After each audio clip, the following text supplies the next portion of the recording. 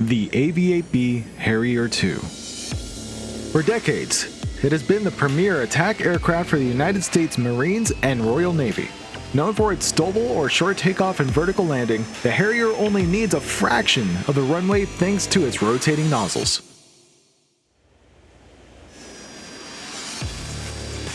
Gear up, nozzles forward, flaps up. The Harrier was so far ahead of its time that it's taking a 5th-gen multi-role stealth fighter, the F-35B, to retire it in 2029. Now, while she's slightly on the old side, Granny's still got hands with a variety of modern systems and weapons, like in my favorite loadout, starting with the AIM-9M Sidewinder for air-to-air self-defense, ×14 APKWS laser-guided rockets, ×4 GBU-54 laser-guided JDAMs, a Lightning G4 targeting pod, GAU-12 equalizer gun pod, and finally ×1 AGM-122 sidearm for anti-radar self-defense. And trust me, all of it is going to be necessary because of what's waiting for us at Kish Island. Also, I just wanted to say that we were able to hit 19,000 subscribers at the end of 2024. So thank you to everyone who subbed, and here's to an even better 2025.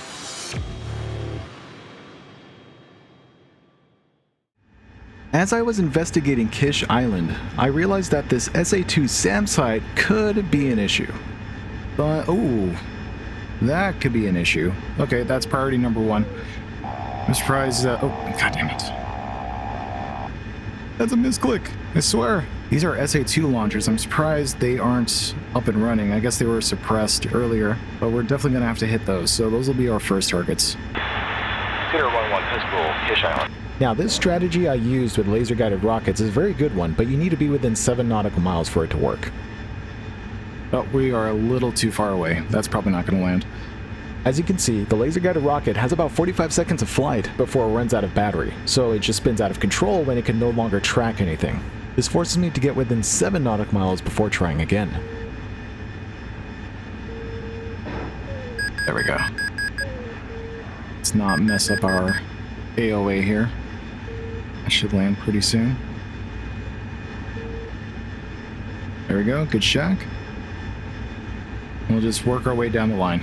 And at this point, it's just rinse and repeat of turn back in, fire, extend, confirm kill, scan for targets, turn back in, and fire.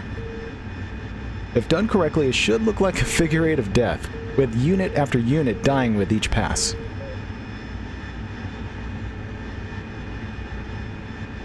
There it is. And we are 6.3 nautical miles. We can extend a bit further before we turn in, probably about 7. Also, what is that? Looks like a Tomcat. So, something interesting about the Tomcat, it can equip a TARPS, or Tactical Airborne Reconnaissance Pod system, which allows it to discover enemy units on the battlefield, which then can be relayed as target data. IBEX 2-1-1. Hey, IBEX, go for 2-1. I'm coming in at Kish Island from south in the heights. Can you see what air defenses are along the coastline? I'm looking for a point of minimal resistance that I can egress from. Yeah. Okay, so he wants point of minimal resistance for egress. Alright, so you've got man pads, AAA, potential bunker, I think? IBEX 2-1-1, be advised. There is somewhere around the center of the south coastline of the island, there is AAA, man pad, T-72, and I believe a bunker. I'll try to knock those out so that you have a reference point with a bunch of fire escort. Hey, firm. Thank you. Now, the idea I had here was kind of twofold.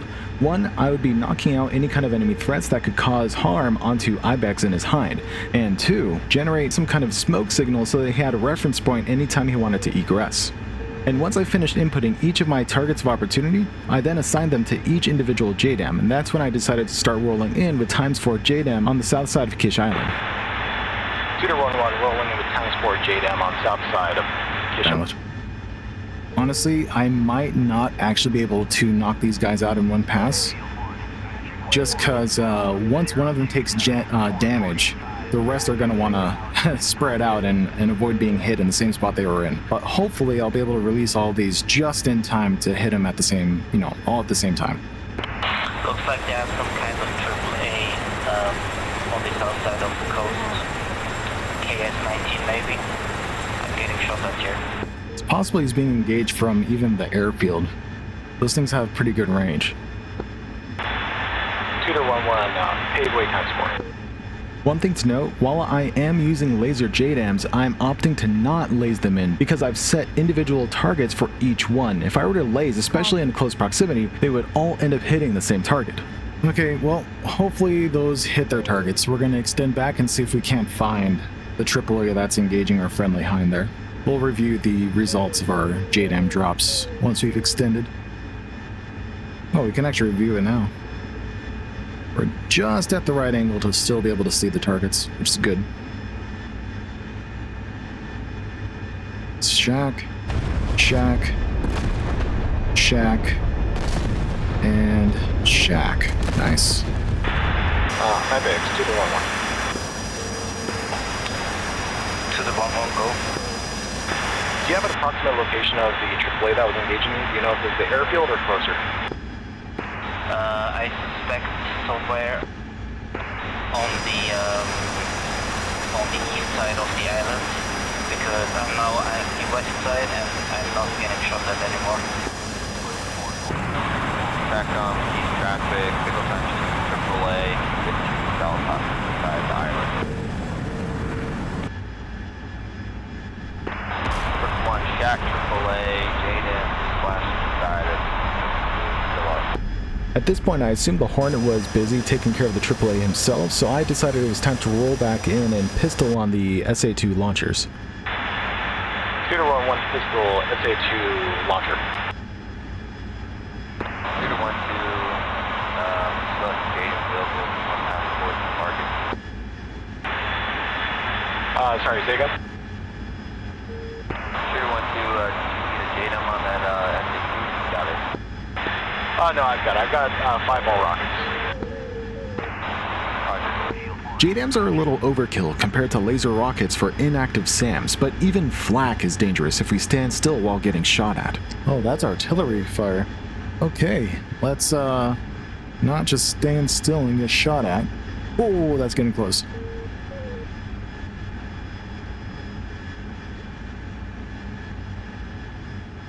Turning back in, we have to do this very quickly. Can't linger around. Shooter 1-1, pistol, SA-2 launcher. Let's put it a little bit beyond our 9 o'clock now, because we need to extend quite a bit and avoid that AAA. Oh, that's scary.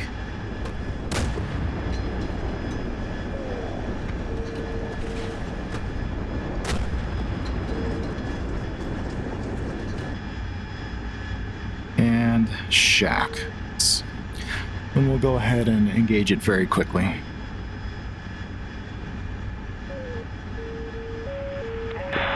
Shooter 1-1, pistol, SA-2 launcher. One of the things really cool about public servers like this is everyone's doing their own mission, so there could be an all-out air battle happening behind you and you wouldn't even know it. TACOM, Snake 1-2, splash, F1. Oh, thank God. Shooter 1-1, pistol, SA-2 launcher. Holy crap, dude. What is going on? Is that the Hind? Like I said, a battle could be happening anywhere and you might not even know it.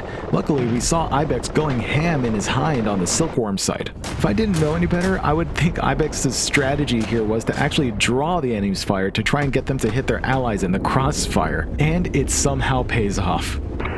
Silkworm site destroyed, south side of island.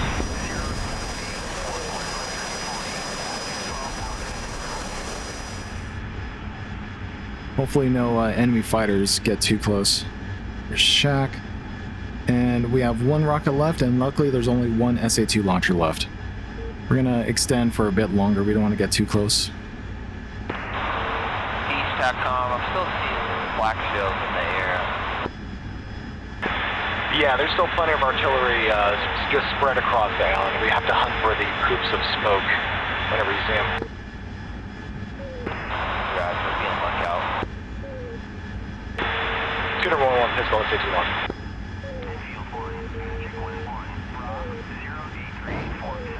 And that's my last pistol. Now at this point the smart thing to do was RTB since we're Winchester on air to ground, but we get notified of something. East TACCOM, I just got a MIA that just took off from the airfield. It's south of the island. Feet are wet right now. Is it a ship of 2 helicopters? It might be. It just flew past my foot. It is a ship of 2. Yep, Shooter 1 has eyes on, moving in. Beyond F-18 here. Do you need me to engage or somebody else has them? I can engage. I've already finished with SA2. I'm Winchester minus guns. Roger, if you can't take them, let me know. I have them visual and I can engage. Yep, hey firm, I've got it. Let's go in for guns.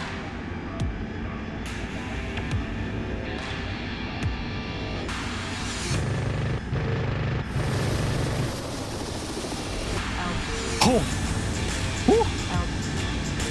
With that, any sane person would call it a day in RTB, but I got a little greedy and wanted the kill on both helicopters. A decision which ends up biting me in the butt, literally. Is the server dying? Don't tell me the server's dying. Oh! What the hell is that? Now, I don't know about you, but I'm gonna dub this Gamepad Thomas because it was the little rocket engine that could. It somehow managed to score a hit on me not once, but twice. Oh, right at the edge of its maximum range.